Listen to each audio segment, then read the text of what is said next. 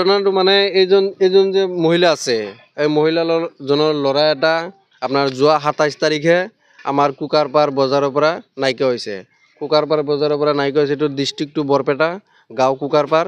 তাৰ পৰা মানুহটো আপোনাৰ দিনত 2টা বজাত 27 তাৰিখে বাছত উঠি গুৱাহাটীৰ ফালে গৈ আছিলে।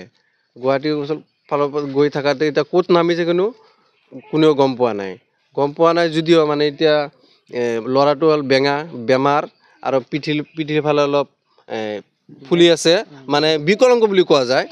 আৰু আপোনাৰ সেই ল'ৰাটোক যদি কোনোবা খবৰ পায়, ওচৰে পাঁজৰে ক'ৰবাত থানা থাকিলে তাতেও ক'ব পাৰে, বা এইটোৰ তাত কণ্টেক্ট নম্বৰ দিয়া আছে, সেই কণ্টেক্ট নম্বৰত যোগাযোগ কৰিলে আমাৰ পৰিয়ালৰ ফালৰ পৰা ঘোষণা কৰাইছে যোনীটো খবৰটো দিব পাৰিব, ল'ৰাটো সঠিক খবৰটো দিব পাৰিলে মানে কি 10,000 টকা এটা পুৰস্কাৰ দিব।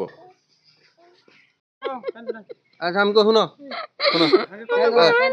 কান্দাটা পরে তোমার কি হয়েছে, কি কান্দা কারণ কি, তোমার হয়েছে কি, তুমি কান্দবা নুছো কা? ওই যে বুধবার দিন বুধবার মানে 27 তারিখে 2টা বাজায় আমার শরীরটা দিনে না রাত্রে? দিনে 2টা বাজায় বেতগুনে বাইরে আছে সেন্টারে যায় না, গাড়িতে উঠে বলে ইয়ে গেছে গুয়াহাটি গেছে করে মেসে কইলো। আপনারা যদি দয়া করে পান তাহলে আমার এই থানায় জমা দিবেন, নাহলে আমার এই ফোন নম্বরে একটু ফোন করে কই দিবেন।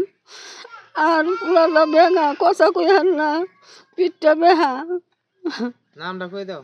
নাম জেহারুল, আমার বাড়ি কুকারপার, বরপেটা ডিস্ট্রিক্ট।